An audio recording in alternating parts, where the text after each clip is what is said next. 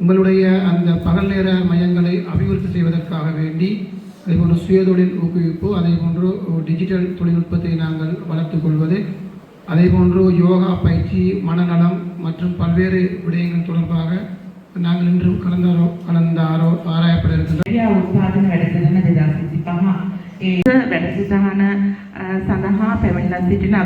நீங்களும் இந்த நாட்டினுடைய ஒரு சிரேஷ்ட பிரஜைகள் என்ற வகையிலே இலங்கை அரசாங்கம் உங்களுக்கு தேவையான சகல வசதிகளையும், அதாவது நீங்கள் உங்களுடைய அந்த சிரேஷ்ட அந்த நிலை காலத்தினை நீங்கள் ஆரோக்கியமாக கழிக்க வேண்டும் என்பதற்காக, உண்மையிலே நாங்கள் ஆரோக்கியமாக இருப்பதற்கு எங்களுடைய மனோநிலை ஒரு முக்கியமான காரணம்.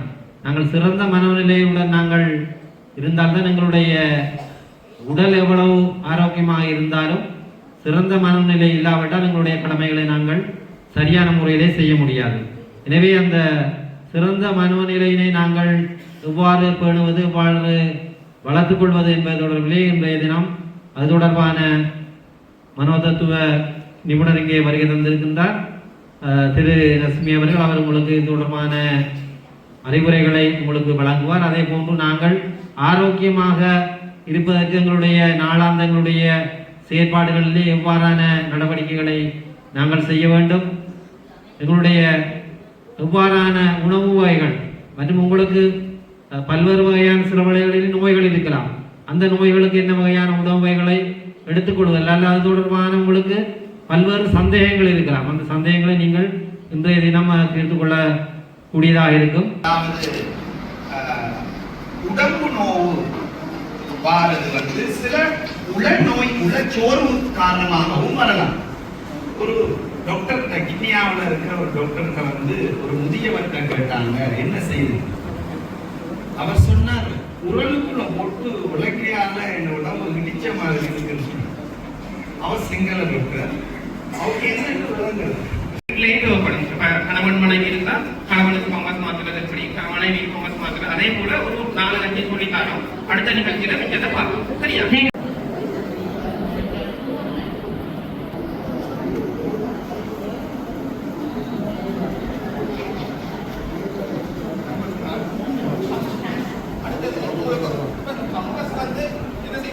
அடிக்கடி மாத்த வேண்டி வரும். யூரின் போனா அது என்ன பண்ணுவோம், குழந்தை மாத்திரத்துக்கு போடுறோம். ஏன்னா நம்ம நோக்கம் இப்ப யூரின் போனாலும் மாத்த வேண்டி தானே வரும். ஒரு தரம் போனா யூரின் போனா என்ன செய்யும், அவிக்கிறோம். ஏன்னா யூரின்ல அந்த நாத்தத்திலையும் அந்த கெமிக்கல்லையும் அவிக்கிறது, அவிக்கிறோம். அதுக்கப்புறம் இதுல உண்மரப்பாகும். அதுக்காக வேண்டி என்ன செய்யணும், ஒரு சின்ன பம்பசி நம்ம அதோட சேர்த்து கட்டினா அந்த யூரின் அவிக்கிறது, யூரினால வந்து அவிக்கிற காயங்கள் வர அமரிக்கும். அந்த ரொபோ ஒரு 30 வயசுல இருந்து 30 வருஷத்துக்கு பிறகு இருந்து தன்னைத்தானே சரிபார்த்து கொண்டு போயிருந்துச்சுன்னு சொன்னா நல்ல